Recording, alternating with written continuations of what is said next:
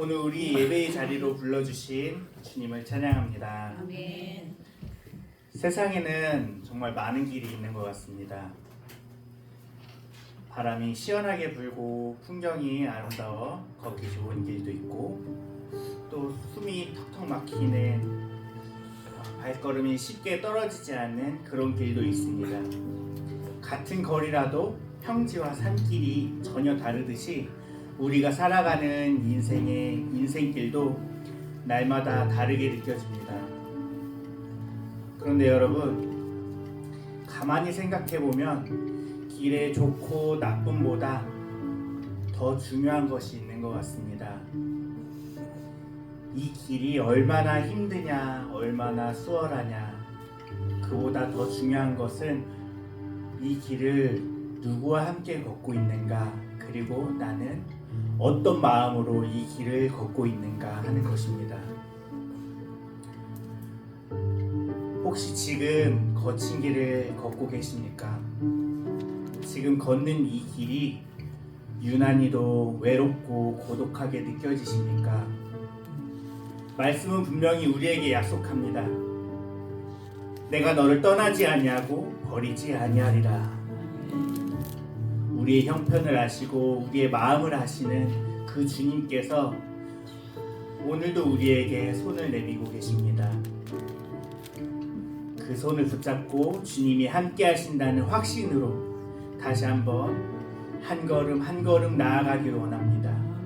이 시간 그 믿음의 고백을 담아 찬양으로 나아가겠습니다.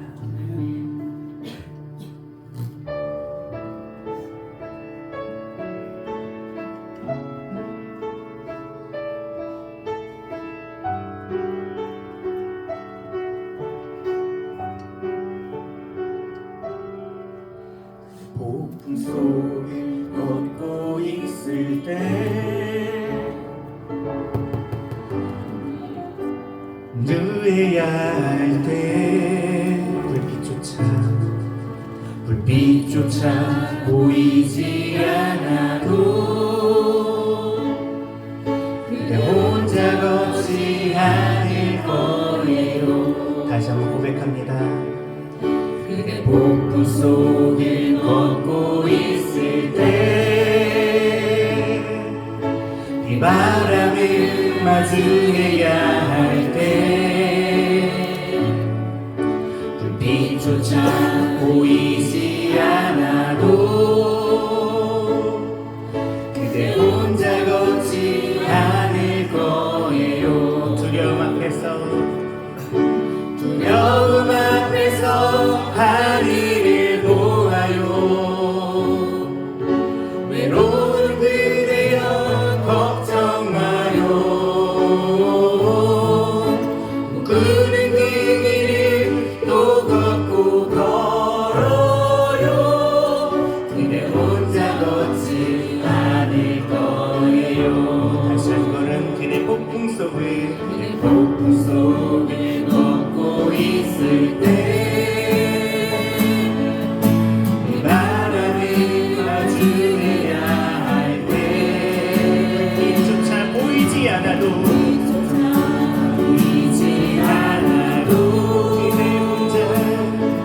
그대 혼자 걷지 않을 거예요. 다시 한 걸음. 그대 폭풍 속을 걷고 있을 때 바람이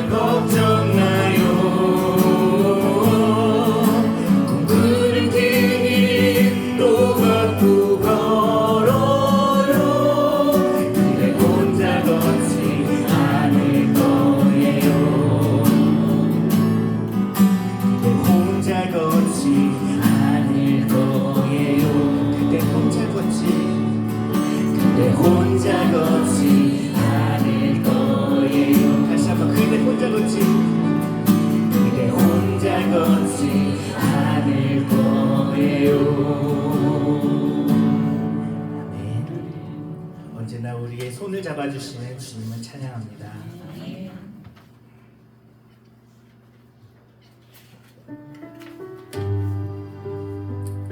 우리를 빛으로 붙드시고 언제나 지켜주시는 주님께 감사하며 모든 영광 주님께 찬송 올려드립시다. 대산을 넘어 번국에 가도 빛 가운데로 걸어가며 주께서 항상 지키시기로 약속한 말씀 변치 않네. 다시 한번 대산을 넘어 천국에 가도 이 가운데로 걸어가며 주께서 항상 지키시기로 약속한 말씀 변치 않네. 하늘의 영광 하늘의 영광 하늘의 영광 나의 맘속에 자고도 넘쳐 할렐루야를 힘차게 불러 영원히 주를 찬양하리. 깜깜한 밤에 아닐지라도 주께서 나의 길 되시고 나에게 밝은 빛이 되시니 길 잃어버린 염려 없네.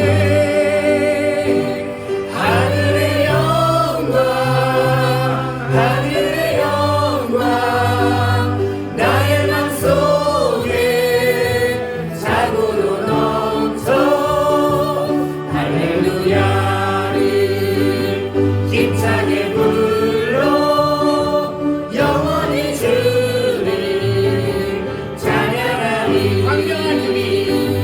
광명한 주님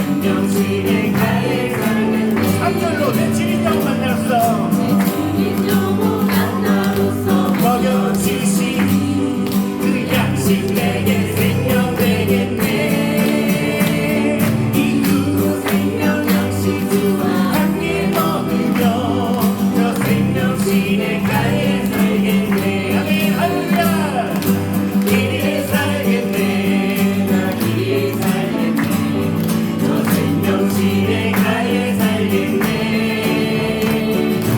길이 살겠네. 난 길이 살겠네. 저 생명 시내가에 살겠네. 길이 살겠네. 난 길이 살겠네. 저 생명 시내가에 살겠네. 길이 살겠네. 나 길이 살겠네.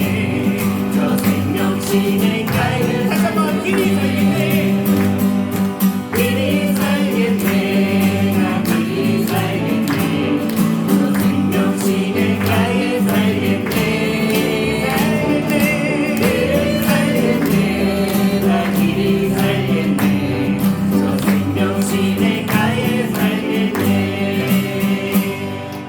아멘. 주님을 찬양합시다. 아멘.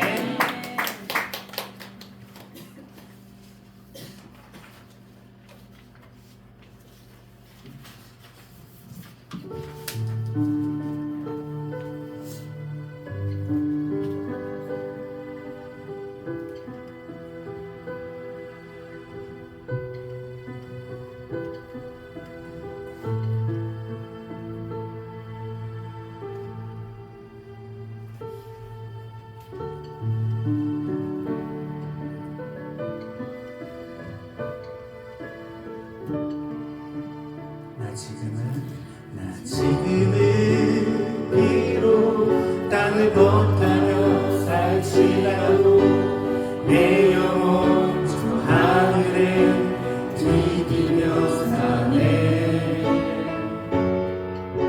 내 주님 계신 눈물 없는 곳, 저 하늘에 숨겨둔 내 소망이네. 보고픈 얼굴들 이름들 많이 생각나. 때론 가슴 터지도록 기다려지는 곳, 내 아버지 너를 웃음 날 맞으시는 저 하늘에 작은 내 소망인데.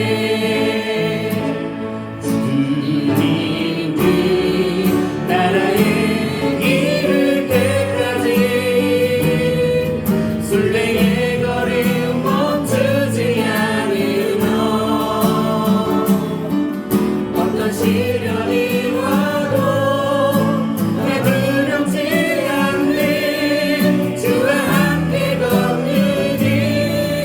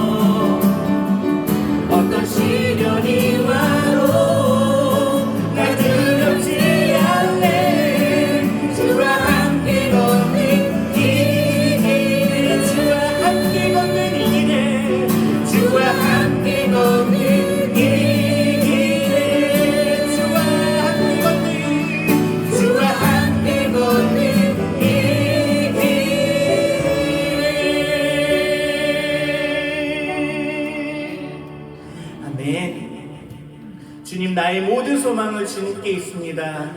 어떤 시련이 와도 멈추지 않으며 주님의 나라에 이를 때까지 주님과 함께 걷길 원합니다. 주님 예배합니다. 주님 찬양합니다. 아멘.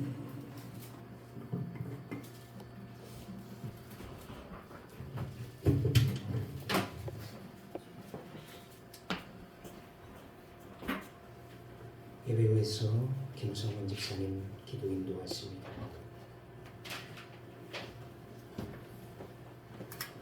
거룩하신 하나님, 이제도 살아계셔서 역사하시며 주관하시는 하나님을 찬양합니다. 어김없이 안식일을 기억하여 주의 제자리에 나와 예배와 찬양을 올려드리게 하시니 감사드립니다. 예수님이 십자가에 흘리셨던 그 보혈로 우리의 죄를 위해 죽으심에 우리가 용서함을 받고 구원의 은혜의 선물을 주시니 주님께 감사 영광 올립니다. 오늘도 단위에 세우신 목사님을 기억하시사 하나님의 크신 영권과 은혜로 귀한 말씀 전하실 때 주님의 귀하신 오른팔로 강건히 붙잡아 주시사 우리들의 영혼을 살리며 삶이 변화되어지는 뜨거운 성령의 시간이 될 수 있도록 주님께서 함께하여 주시기를 간절히 기도드립니다. 이 나라를 또한 주님께서 회복시키시며 주님의 백성의 나라로 다시 세우시며 역사하여 주시옵소서. 봉사하시는 그 손길 위에도 하나님의 축복과 크신 은혜가 있음을 믿습니다. 주님 나라가 저희 삶 가운데 교회와 삶의 터전에 임하게 하옵소서. 주님만이 저희 예배를 통하여 홀로 영광 받으시옵소서. 예수님의 이름으로 감사하며 간절히 기도드립니다. 아멘.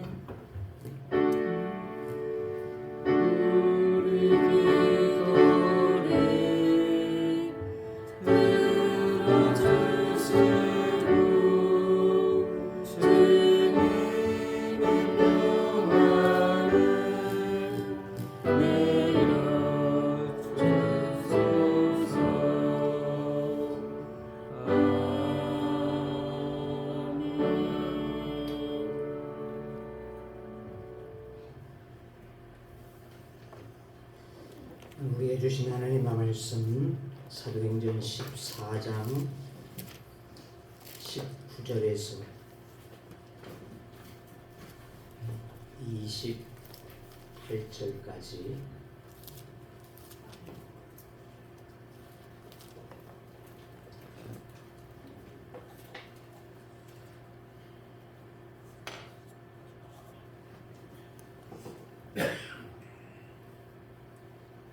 사도행전 14장 19절에서 마지막 28절까지 이제 봉독합니다. 유대인들이 안디옥과 이고니온에서 와서 무리를 충동하니 그들이 돌로 바울을 쳐서 죽은 줄로 알고 시외로 끌어내치니라. 제자들이 둘러섰을 때에 바울이 일어나 그 성에 들어갔다가 이튿날 바나바와 함께 더베로 가서 복음을 그 성에서 전하여 많은 사람을 제자로 삼고 루스드라와 이고니온과 안디옥으로 돌아가서 제자들의 마음을 굳게 하여 이 믿음에 머물러 있으라 권하고 또 우리가 하나님의 나라에 들어가려면 많은 환난을 겪어야 할 것이라 하고 각 교회에서 장로들을 택하여 금식 기도하며 그들이 믿는 주께 그들을 위탁하고 비시디아 가운데로 지나서 밤빌리아에 이르러 말씀을 버가에서 전하고 아달리아로 내려가서 거기서 배 타고 안디옥에 이르니 이곳은 두 사도가 이룬 그 일을 위하여 전에 하나님의 은혜에 부탁하던 곳이라.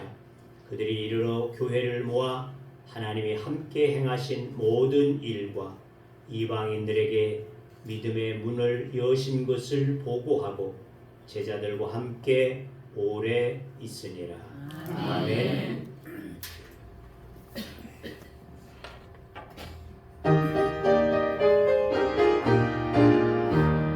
세상 모든 풍만 어르신들어 약한 마음 낙심되게 될 때에 내려주신 주의 복을 세어라. 주의 크신 복을 내가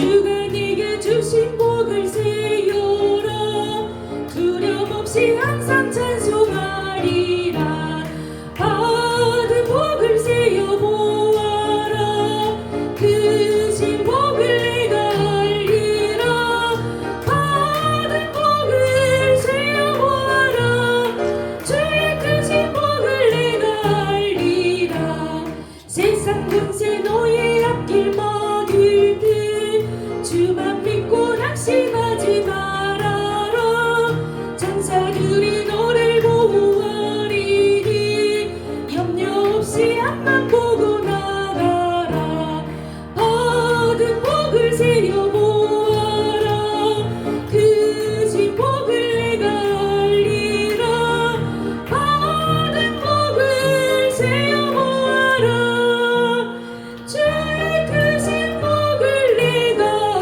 알리라. 아멘. 사랑이 많으신 우리 아버지 하나님, 오늘도 주께서 우리와 함께 하시고 주님 앞에 나와서 예배할 수 있는 은혜를 우리에게 허락하여 주셨사오니 하나님 이 자리에 모여진 모든 자들 위해 주의 은혜를 더하여 주시고 성령께서 우리들로 깨우침을 허락하여 주셔서 주님의 뜻을 알게 하옵소서.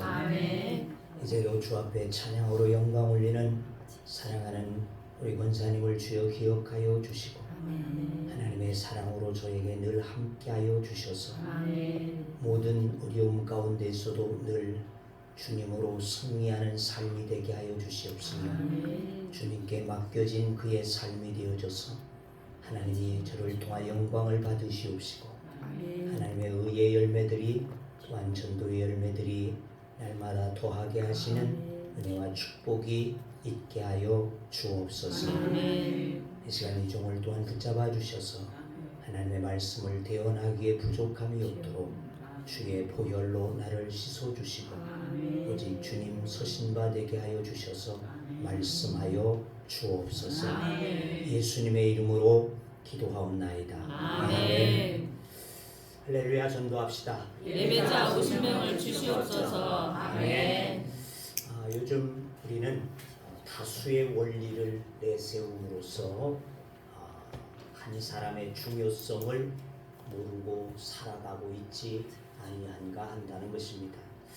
세상에 셀 수 없을 만큼 많은 사람들이 살다 보게 되어지니까 다수의 중요성만이 강조되어지고 있다는 것이죠. 그러나 역사의 놀라운 변화는 바로 한 사람에 의해서 시작되고 있다는 것입니다.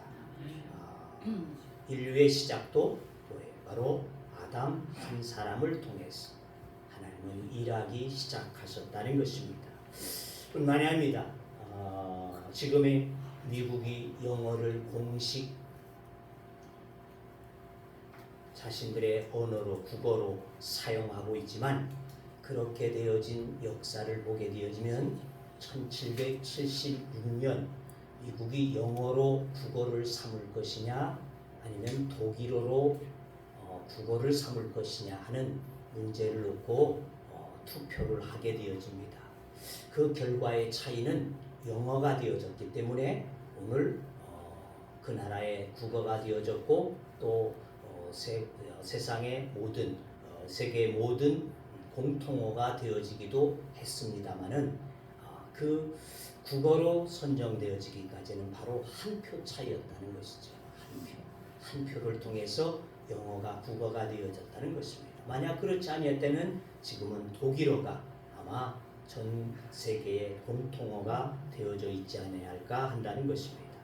또 1945년에 텍사스주를 미국은 미국의 영토에 포함을 시킬 것이냐 말 것이냐 하는 것에 있어서도 역시 미국 의회가 투표를 한 결과 그 한 표 차이로 미국의 영토에 포함되기도 했다는 것입니다. 자, 한 표가 얼마나 중요한 것인가를 단적으로 보여주고 있는 사실들이라는 것이죠. 자, 그것은 바로 한 사람의 중요성을 의미한다고 말할 수 있을 것입니다. 하나님은 이 한 사람의 의미를 매우 크게 강조하고 있음을 성경을 통해서 우리는 잘 알 수 있다는 것입니다. 하나님의 미랄 이야기에 대해서도 우리는 잘 알지 않습니까? 하나님의 미랄. 또한 뭐예요? 출애굽의 사건에서도 모세라고 하는 그 한 사람을 통해서 그 거대한 역사를 이루게 되어진다는 것입니다. 또한 오병이어의 역사에 있어서도 그 어린아이의 한 사람을 통해서 그 수많은 사람들이 굶주리지 아니하고 배불리 먹을 수 있는 사건이 이루어지게 되어졌다.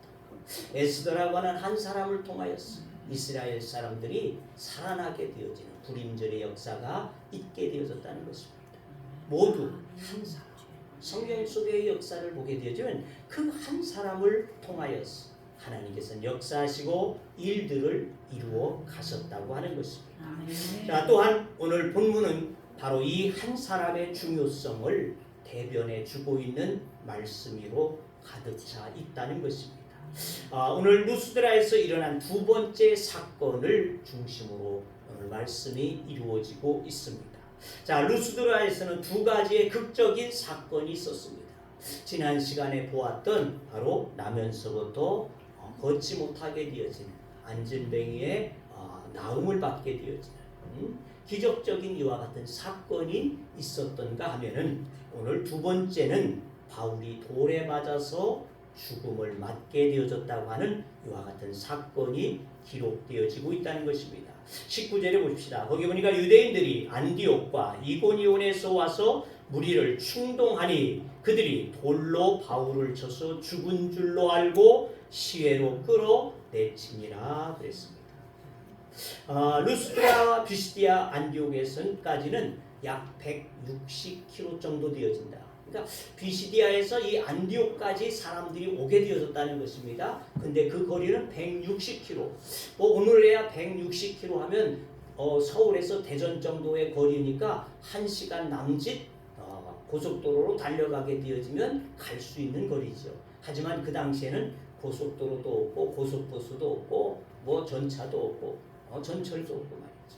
아무것도 없었던 시대 아닙니까? 그저 걸어가든지 잘해봐야 말 타고 갈 수 있는 그와 같은 교통수단이라는 것이죠. 그러니까 이러한 시대에 아무런 교통수단이 없게 되어진 이와 같은 시대에 이 160km 정도 되어지는 머나먼 거리를 저들이 찾아와서 이 바울을 해왔다는 것은 참 놀랍지 아니할 수 없다는 것입니다. 유대인들이 이 얼마나 복음에 대한 반감이 컸더냐 하는 것을 그냥 한마디로 우리에게 잘 보여주고 있는 말씀이라는 것이죠. 그러니까 복음은 얼마나 그들이 집요했는가 또한 복음을 방해하기 위한 것이 얼마나 집요했던가 하는 것을 우리가 잘 짐작해 볼 수 있다고 하는 것입니다. 자, 그들은 복음을 반대하기 위해서라면 세상 끝이라도 아마 달려가게 되어질 기세였지 아니했을까 본다는 것이죠. 바울도 때로는 한때 그러했었던 것을 우리는 잘 알고 있다는 것입니다. 자, 유대인들은 주변 사람들을 와서 선동하게 되어졌습니다. 분별력이 없는 군중들은 유대인들의 선동에 좌우를 분변치 못하고 돌을 던졌다고 하는 것이 오늘 말씀의 기록이라는 것입니다. 자, 그런데 무엇보다 이상한 것은 뭐예요? 이 무리들의 행동이라는 것입니다. 왜?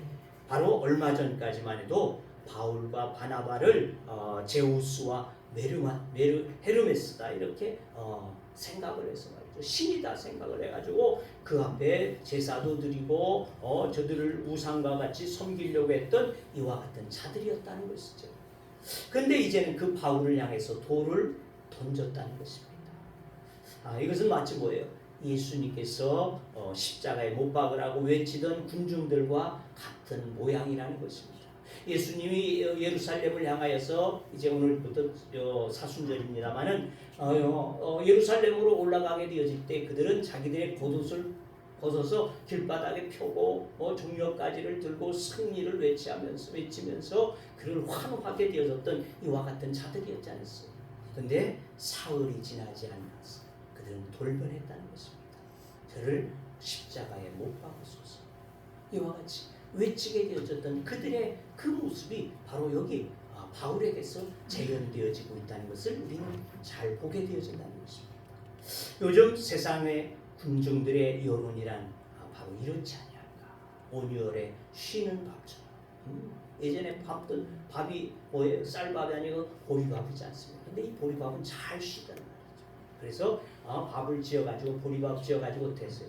부엌에 저 위에다 이렇게 끈을 매달아가지고 이렇게 소쿠리에 담아가지고 매달아놨어요. 쉬지 말고. 너무나 잘 쉬었기 때문에. 이렇게 오늘 군중들의 변하는 모습들이 군중의 여론이라는 것이 바로 그런 모습들이라는 것이죠. 만일 광야에서 모세가 여론을 따랐다고 한다면 어땠을까요? 아마 저들은 가나안으로 도로 들어가서 가나안으로 가지 못하고 애굽으로 도로 들어가서는 그만 종살이를 끝내 종살이를 끝내지 못했을 것이라는 것입니다. 어리석은 군중들은 유대인들의 선동에 바울을 향해서 돌을 던졌습니다. 마침내 바울은 쓰러지게 되었습니다. 사람들은 바울이 그만 죽은 줄로만 알았다는 것입니다. 그래서 성 밖까지 먼지감치 내다가 버리게 되었습니다. 바울에게 돌을 던져서 죽게 한 사람들은 아마 일말의 양심의 가책도 받지 않았을 것이다. 죄의식도 어떤 긍휼도 책임감도 저들에게는 없었다는 것입니다. 복음은 어디서나 환영을 하는 사람도 있지만은 반대하는, 환영받지 못하는 것이 바로 복음이라는 것입니다. 여러분들도 복음을 전해보지만은 여러분들이 전할 때 네, 참 감사합니다 이렇게 받아들인 사람은 아마 만나기가 쉽지 아니할 것이라는 말이에요. 그러니까 그 반대가 무서워서 복음을 전하지 못한다고 한다면 우리는 마귀에게 지는 것이 되어질 수밖에 없다. 왜? 복음을 가로막는 것은 근본적으로 그 사람인 것이 아니라 그 속에서 역사하고 있는 사단의 권세이기 때문에 그렇다는 것입니다. 사단이 그를 지배하고 있기 때문에 복음에 대한 거부하는 이와 같은 마음을 가지고 있다는 말이죠. 그러니까 마귀는 지금도 복음을 전하지 못하도록 온갖 수단과 방법을 가리지 아니하고 우리들에게 복음을 전하지 못하도록 동원하고 있다는 것입니다. 주님은 자기 종들에게 복음을 전하면서 고난을 당하리라고 마태복음 10장 16절 이하에 보게 되니까 이렇게 기록합니다. 보라, 내가 너희를 보냄이 양을 이리 가운데 보냄과도 같도다. 그러므로 너희는 뱀같이 지혜롭고 비둘기같이 순결하라. 사람들을 삼가라. 저희가 너희를 공회에 넘겨주겠고 저희 회당에서 채찍질하리라. 또 너희가 나를 인하여 총독들과 임금들 앞에 끌려가리니 이는 저희와 이방인들에게 증거가 되게 하려 하심이라. 주님께서 이미 이렇게 너희가 복음을 전하게 되어지면 너희들을 잡아다가 채찍질도 할 것이고 너희들을 가두기도 할 것이고 말이죠. 사람들 앞에 또 공회 앞에 너희들을 내몰아 버릴 것이다 말이죠. 이렇게 주님은 이미 말씀하셨다는 것입니다. 자, 그렇다면 왜 복음을 전하는데 고난을 당해야지 돼요? 그냥 순탄하게 좀 복음이 전해질 수 있도록 하셨더라면 얼마나 좋을까? 하나님의 권세가 없어서 복음을 전할 때 그들이 다 마음을 활짝 열고 받아들이게 하실 수 없었기 때문일까? 좀 의아하지 아니할 수 없다는 것이죠. 굳이 고난을 통해서 복음을 전파하게 하신 이유, 왜 그러셨을까? 바로 고난을 통해서 복음을 오히려 확실하게 전파되어지기 때문에 그러함이라는 것입니다. 핍박이 있는 곳에 하나님의 역사는 더 강하게 있었다고 하는 것입니다.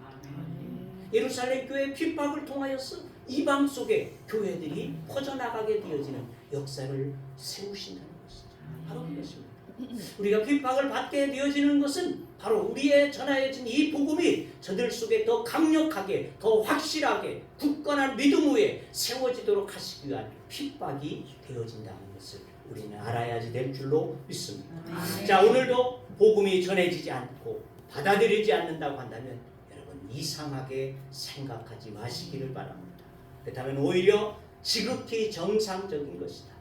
내가 우리들이 지금 상가전도를 그저 1년이 넘도록 하고 있는데 열매가 맺히지 않아. 이거 어떻게 할까? 이러한 생각들을 가질 수도 없잖아. 있다는 것입니다. 그러나 정상적인 것이다. 정상적인 것이다. 소망을 가지시기를 주의 이름으로 부탁합니다. 왜냐하면 복음은 반대 속에서 오히려 더 강력하게 전파되어질 줄로 믿습니다.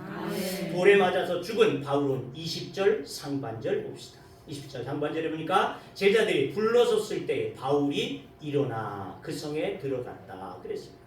바울은 다시 일어났습니다. 일어났다는 말은 앉았던 자리에서 일어난다는 의미도 있지만은 죽음의 자리에서 일어난다고 하는 의미도 있다는 것입니다. 여기에서 일어났다고 하는 것은 아마 두 가지를 다 내포하고 있다는 것이죠. 앉았던 자리에서 일어난 것도 맞지만 죽음의 자리에서도 일어났다는 것도 맞다는 것입니다. 믿음을 가졌던 사람들은 성 밖에 버려진 바울을 불쌍한 마음으로 둘러보고 서 있었다는 것이죠. 이 시신을 어떻게 하면 좋을까? 이 바울의 불쌍함을 어떻게 하면 좋을까?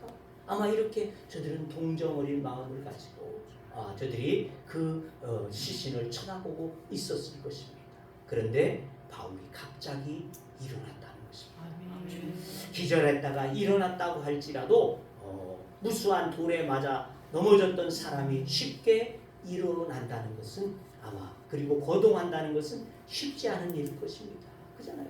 죽을 만큼 맞았으니까 그 목숨이 넘어가진 않았을지라도 자관 죽을 만큼 맞았으니까 그가 그 자리에서 벌떡 일어나가지고 말이죠. 움직인다는 거 이거 쉽지 않단 말이죠. 또 만일 죽었었다고 한다면 더더욱 사람의 힘으로는 어쩔 수 없다는 것입니다. 그런데 자관 어찌됐든 일어났다. 바울은 일어났다는 것입니다. 그건 뭐예요? 성령께서 바울에게 생명을 주셨다는 것입니다. 이것은 바울이 스스로 일하는 것이 아니라 주님께서 저를 일으켜 세우심이 되어졌던 줄로 믿습니다. 자, 그런데 더 놀라운 것이 있습니다. 20절 중하반절 이하에 봅시다. 거기 보니까 그 성에 들어갔다가 바울이 일어나자 그 성에 들어갔다는 거예요. 자기에게 돌을 던졌던 그 성에 그 사람들에게 갔다는 겁니다. 얼마나 놀라운 일이지 아니할 수 없습니다. 그래서 그는 일어나자마자 피하려 하지 않았다는 것입니다. 그 성에 다시 들어가서 복음을 전했다. 21절도 봅시다. 21절에 보니까 복음을 그 성에서 전하여 많은 사람을 제자로 삼고 루스드라와 이고니온과 안디옥으로 돌아간다. 이것이 바로 바울의 선교 정신이 되어지는 줄로 믿습니다. 돌로 치료했지만은 쳤던 자들은 되려 겁에 질렸을 것 같아요. 그렇잖아요.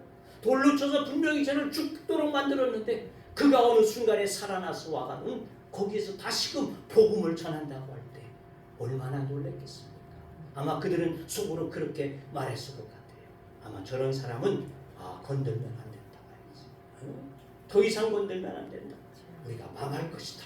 아마 속으로 저들은 그렇게도 생각했을 것 같습니다.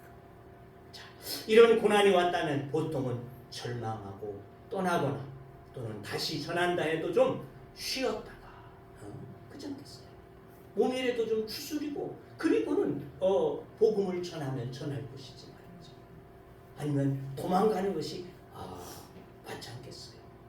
그런데 22절 23절 보니까 그렇게 기록합니다. 제자들의 마음을 굳게 하여 이 믿음에 머물러 있으라 권하고 또 우리가 하나님의 나라에 들어가려면 많은 환난을 겪어야 할 것이라 하고 각 교회에서 장로들을 택하여 금식기도 하며 그들이 믿는 주께 그들을 위탁했다. 할렐루야.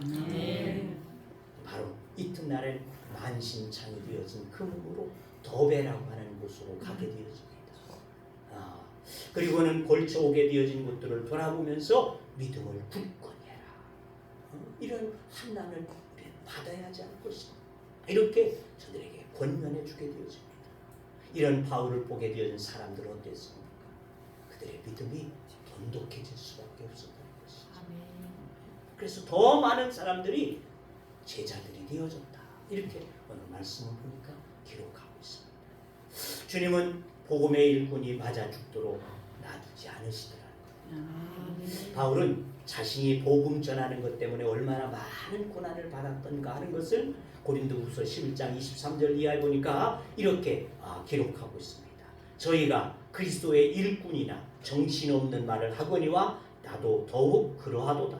내가 수고를 넘치도록 하고 옥에 갇히기도 더 많이 하고 매도 수없이 맞고 여러 번 죽을 뻔하였으니 유대인들에게 40에 하나 감한 매를 5번 맞았으며 3번 태장으로 맞고 1번 돌로 맞고 3번 파산하는데 일주일을 기품에서 지났으며 여러 번 여행에 강의 위험과 강도의 위험과 동족의 위험과 이방인의 위험과 시내의 위험과 광야의 위험과 바다의 위험과 거짓 형제 중의 위험을 당하고 또 수고하며 애쓰고 여러 번 자지 못하고 줄이며 목마르고 여러 번 굶고 춥고 헐벗었노라.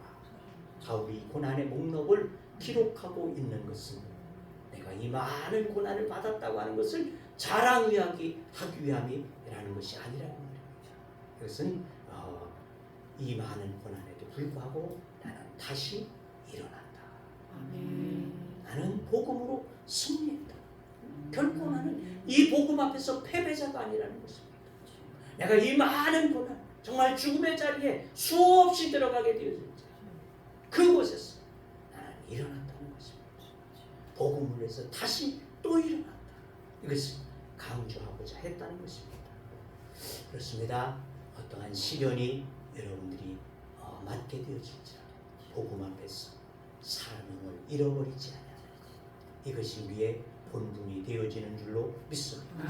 천하의 그 어떤 사람이라고 할지라도 어떠한 세력도 주님의 일을 하게 되어지는 우리를 넘어뜨리게는 하지 못하게 되어지는 줄로 믿습니다. 왜 그렇습니까? 주님이 친히 우리를 일꾼으로 세우셨기 때문이 되는 줄로 믿습니다. 그냥 뽑으시고 가만히 그저 네가 해다가 지치면 말거라 이렇게 하고 우리를 뽑아놓으신 것이 아니라는 것입니다. 하나님 우편에서 우리를 위해서 기도하고 계시다. 내가 일할 수 있도록 내가 넘어지면 일으켜 주시고 말이야. 내가 시련을 당하면 나에게 위로를 주시면서 주님 우리에게 힘을 주시면서 지금도 기도하고 계시는 주님이 되는 줄로 믿습니다. 주님은 내가 주님의 일을 마칠 때까지 시종 함께 하심이라고. 사도행전 18장 10절에 보니까 내가 너와 함께 있음에 아무 사람도 너를 대적하여 해롭게 할 자가 없을 것이다. 주님이 나를 붙들고 계십니다. 전도하는 일에 용기를 가지시기를 주의 이름으로 부탁합니다. 바울이 죽은 자리에서 일어난 것이 우연한 기적으로 일어난 것이 아니라는 말이죠. 오직 살아계신 예수 그리스도께서 일으키심으로 살아남이 된 줄로 믿습니다. 이처럼 주님은 오늘 우리를 일으키실 의지와 뜻을 가지고 우리를 돕고 우리로 일하게 하심이 되어지는 줄로 믿습니다. 그러므로 모든 환난의 자리에서 일어서실 수 있기를 바랍니다. 모든 사람들이 죽었다고 판단하는 자리에서 일으키신 것처럼 모든 사람들이 전도가 안 된다고 하는 이와 같은 시대에 우리는 포기하려는 마음에서 일어나실 수 있기를 주의 이름으로 부탁합니다. 주님은 일으키기를 원하십니다. 일어나기를 원하십니다. 복음을 위해서 용기 백배하여서 일어나 힘껏 전할 수 있는 우리 모두가 되어지기를 주의 이름으로 축원합니다. 하나님은 사명을 다하는 사람을 들어서 쓰십니다. 인간적으로 돌을 던졌던 지옥 같았던 그 도시들을 왜 되지고 갔느냐 그 말이죠.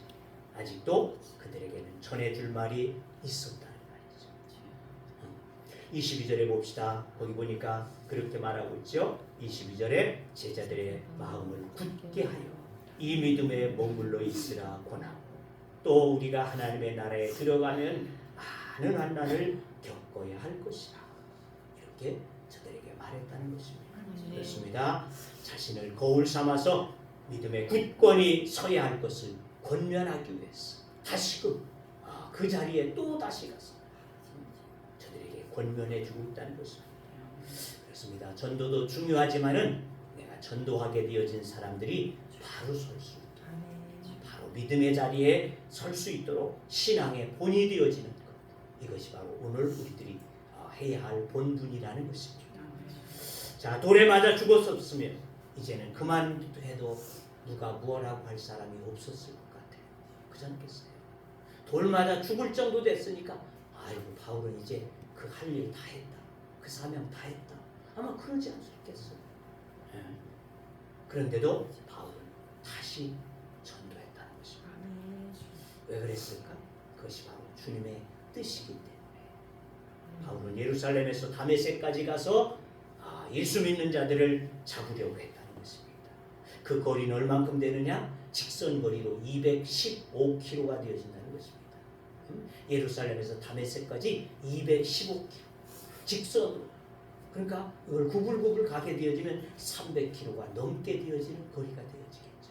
그러한 특심이 있었다는 거죠. 예수 믿는 자를 그냥 나는 어떻게든 어디에든 있다고 한다면 나는 그들을 죽여야 한다는 것이다. 이러한 특심이 저의 마음에 있었는데 하나님 그 특심을 보시고 저를 구원하셔서 하나님의 사람으로 세우시고 이 전도하는 일에 이러한 특심한 자로 삼으심이 되어진 줄로 믿습니다.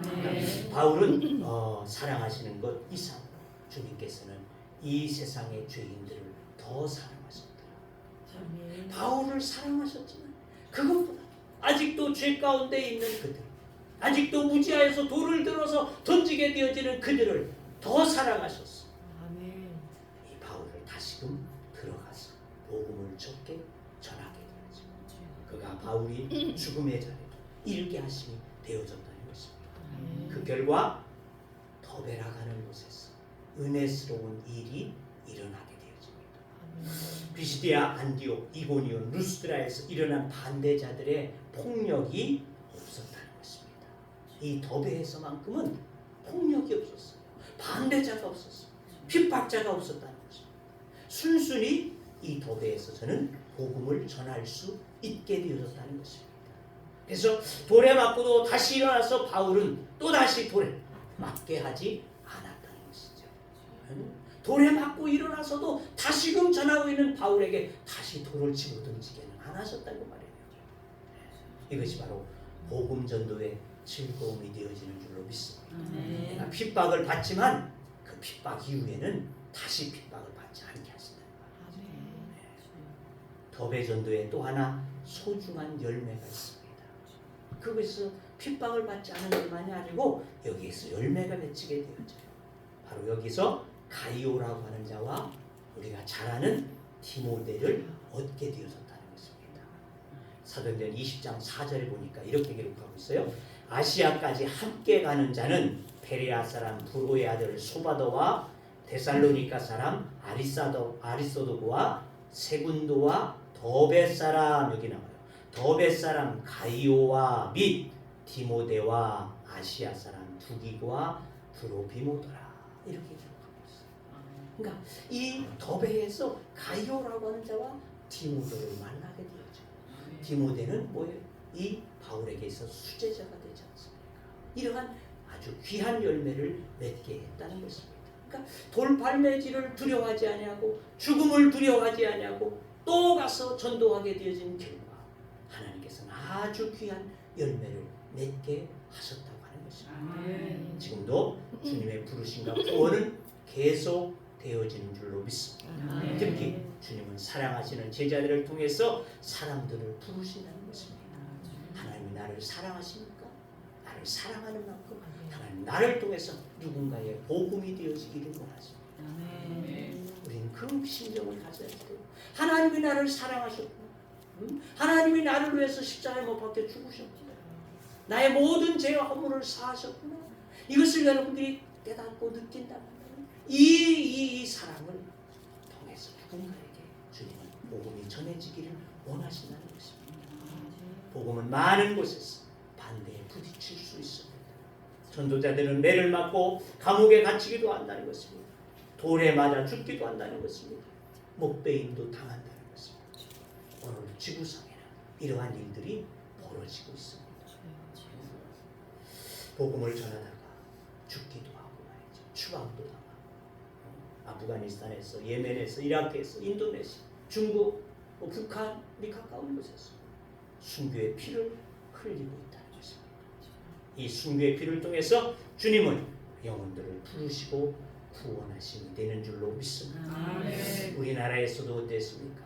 우리나라의 초기에 토마스 선교사를 비롯하여 많은 그리스도인들이 정말 강이 뻘개지도록 죽임을 당하고 피 뿌려짐을 당하게 되어지고, 오늘 저와 여러분이 이 구원의 자리에 있게 되어졌다는 것을 우리는 잊지 않아야지 할 것입니다. 그리고 주님은 지금도 많은 사람들을 통해서 복음의 증거를 하고 계시다는 것입니다. 주님은 오늘 내가 그 역할을 감당하기를 원하신다. 지금 내 주위에 어떤 사람들이 있습니까? 그들은 구원을 받아야지 될 사람들이다. 반대를 두려워 말고 여러분 복음을 전할 수 있기를 주의 이름으로 부탁합니다. 주님은 여러분을 택하셨습니다. 여러분을 부르셨습니다. 불신 가정 속에, 불신 직장 속에, 그리고 불신의 친구들 가운데, 불신의 내 이웃들 가운데 나를 보내심이 되는 줄로 믿습니다. 이제 우리의 차례가 되어졌습니다. 담대히 증거하시기를 바랍니다. 혹시 예수 믿는 것 때문에, 예수님을 전하는 것 때문에 힘이 드십니까? 용기를 내시기를 바랍니다. 주님이 함께 하십니다. 반드시 내가 너와 함께 합니다. 반드시 열매도 맺게 될 줄로 믿습니다. 또 기대하시기를 바랍니다. 주변 사람들이 다 예수 그리스도 안에서 하나님의 축복을 받는 천국의 백성이 되는 날을 여러분들이 바라보시고 기대하시기를 바랍니다. 주님은 오늘 내가 어떤 고난을 당할지라도 참고 견디면서 다시 일어나 복음을 전하기를 원하심이 되는 줄로 믿습니다. 그 사명을 감당하여 그 축복의 열매들을 여러분들이 맺을 수 있는 여러분 되기를 주의 이름으로 축원합니다. 기도합니다. 주님, 바울이 루스드라에서 돌에 맞아 죽었지만 저는 다시 주님께로부터 일으킴을 받았을 때에 도망치려 하지 아니했습니다. 잠시라도 쉬어보려고도 하지 아니했습니다. 그 만신창이 되어진 그 몸을 이끌고 다시금 그 땅에 들어가서 그들에게 믿음을 권하고 복음을 전하는 이 바울의 선교 정신을 우리들이 바로 계승할 수 있도록 은혜를 주시옵시사. 하나님, 우리도 비록 반대를 받지 못할지라도 하나님의 복음을 위해서 우리가 사명을 다하여 전할 수 있는 믿음의 증인들 되게 하여 주시옵시사. 좋은 열매들, 의로운 열매들을 우리들이 반드시 맺어낼 수 있도록 은혜를 더하여 주옵소서. 성령이여, 이 시간 우리의 마음속에 이 강력한 마음으로 부어 주시옵소서. 복음의 증인의 삶을 다하게 하여 주옵소서. 예수님의 이름으로 기도하옵나이다. 아멘. 찬송 595장입니다.